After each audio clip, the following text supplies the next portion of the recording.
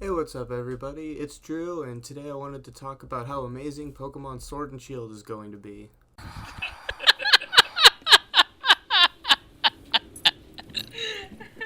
And now that the jokes are out of the way, we can get down to business, because it's interesting. With this Sword and Shield game, Pokemon stands at an interesting point in which Sword and Shield could very easily be the best Pokemon game that's ever been created. As it stands now, it's probably going to be one of the worst, maybe right behind or even in front of Pokemon Let's Go in many fans' opinions. So in this video, I wanted to talk about a couple of things. The first would probably be before all these announcements came out with the no National Dex, all the hopes everybody had, I personally had as a fan, and looking through videos, my hopes for the new Pokemon game, to see what fans wanted, and then we'll talk about various other things like after all the announcements came out, things that are wrong with Pokemon Sword and Shield, as well as I actually think we as the fans have the power to punish Game Freak for this kind of shit. And here, I later on in the video, we'll talk about how you can do that. So, if you're unhappy about the direction Pokemon Sword and Shield is going, stay tuned, keep watching. But first, let's get into all the things we were excited about that we wanted for Pokemon Sword and Shield. Alright, so one of the first cool things about Pokemon Sword and Shield that it was announced it was going to be an open world and that they were working with the people who created Legend of Zelda Breath of the Wild, which sounded amazing because for the first time in ever, we could go wherever we wanted and Pokemon wouldn't be a static trajectory. For example, something like when Sun and Moon came out, they were really hyping up all the Alolan Pokemon, and the one I wanted the most was probably Alolan Vulpix at the time. Well, thanks a lot for making me collect all basically 15 of the Z crystals and getting to the league before I was able to catch a Vulpix. And they've done that a lot. If you look at such things like the Kalos map, they always leave ice types towards the end. Or say, going old school here a bit, Gen 3, what if you wanted to, train a Bagon from the beginning of the game to, instead of getting Surf or Waterfall and then going and getting a low-level Bagon and training it up before the league? It's kind of super annoying, but whatever, I guess. Which is why, that was one of the things I really liked about X and Y was you randomly ran into a lot of people's favorite Pokemons at low level, so you could train them and use them throughout your journey. And you could use the Pokemon you wanted, but you also had the global trade system and stuff, so you could get whatever you wanted. But with the open world, you could go wherever you want, challenge the gyms in any particular order you wanted to, and it seemed more and more like it was becoming more like what the Pokemon anime or the manga is going after, where just because you're following that in the games, you can go anywhere. You can go backwards, forwards. There's no places that are really locked. It's much more user choice, and I was really excited for that. And I actually still am excited for that. That's one of the things I'm still hoping for. The other thing that's rumored, I don't know if it's been confirmed or not yet, is the fact that there, much like in Gen 2, there could be two regions with this one, where they're having the Pokemon War, and you could end up going to Kalos because this one's Galar's based in England, and then they had the war with France, so you could, which is where Kalos is based in, so you could end up going to France, and it'd be similar to Gen 2, in which you beat the league, and then you can go do the other one, which would be really awesome, especially if they had the open world and with all the National Dex you could collect everything. But we're not getting the National Dex. That was something many of the Hope videos didn't even talk about, because having the National Dex was so ingrained in every single Pokemon game ever that you don't even talk about that. That's sort of like a feature you assume is going to be in there because it should be in there, and not having it in there is just skimping and being lazy.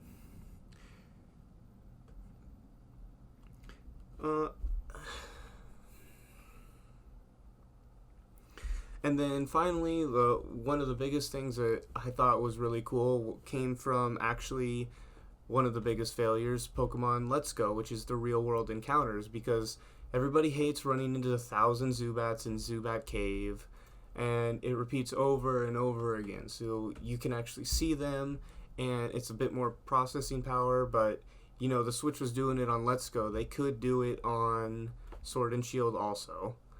And then even in the trailers, it looks like you may get both, where they have the real world encounters, but they also have the grass encounters, which isn't necessarily a bad thing, because even in Pokemon, sometimes random Pokemon would jump out at you.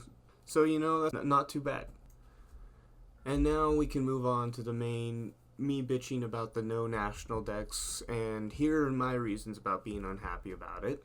Because we all know it's a thing at this point, and you can hope that it's like some kind of ruse, and when it comes out, it's all there, and they were just, it's one huge publicity stunt. So cross your fingers for that, because that's probably the best possible outcome at this point, even though I doubt it. But if you take The Witcher, for example, because that game's on the Switch right now, it's 32 gigabytes. Pokemon Sun and Moon is less than 4, I believe. They have the space for it, and they could easily do it. The reason they're not is probably because of time. With Pokemon Let's Go, Pikachu and Eevee coming out last year, they spent a lot of their time doing that, and it didn't do so hot, so they're rushing this game to get it out before Christmas, because that's when a lot of the money's going to be made. But some of the reasons that are really starting to irritate me are Pokemon's reasonings for getting that. Like, they wanted to balance the Pokemon. Hello, that's what a Pokemon tier system's for, and that's been in place for many generations. Now, in addition to that, in Gen 6, when they changed the XP share to a key item, that allowed any Pokemon to be viable, because you could easily use strong Pokemon to get them past the weak phase. For example, Magikarp. It's a crap Pokemon until it evolves. No ifs, ands, or buts about it. If you just have it in your party, you can use your other Pokemon, like your starter or whatever else you got, to train it up to level 20, and then it becomes viable, and all it has to do is sit there in your party. You can use any Pokemon you want. So the whole, we wanted everybody, the balancing thing, that's just bullshit. And then with the interview with Masuda recently on their Pokemon website, I'll just read it. After so many years of developing the Pokemon video games, this was a very difficult decision for me. Yeah, because you knew it was a bad decision and you decided to do it anyways because you got greedy. I'd like to make one thing clear. Even if a specific Pokemon is not available in Pokemon Sword and Pokemon Shield, that does not mean it will not appear in future games. So what, does that mean when the third one comes out, like Pokemon, like Sapphire and Ruby had Emerald, like when Pokemon Armor comes out, it's going to have everything? Or you're going to do the DLC things? Like, are you the new EA where you're going to try and charge me $10 if I want the Gen 2 Pokemon in this game?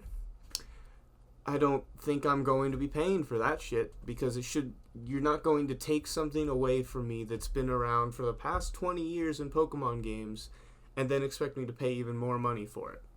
Not gonna happen. Another thing people are unhappy about is the no Megas and no Z moves. But I'm in the minority in the fact that I didn't really like either of those. I know Mega Evolution is a fan favorite, and it allowed many of the Pokemon who were never used to become viable, and it was just another way to do them. Z moves was just like, okay, it's just an overpowered move. So I think Mega should keep going, but like if you look at the anime, the majority of Gen 6 was about like getting Greninja stronger, going through getting to fight the Megas.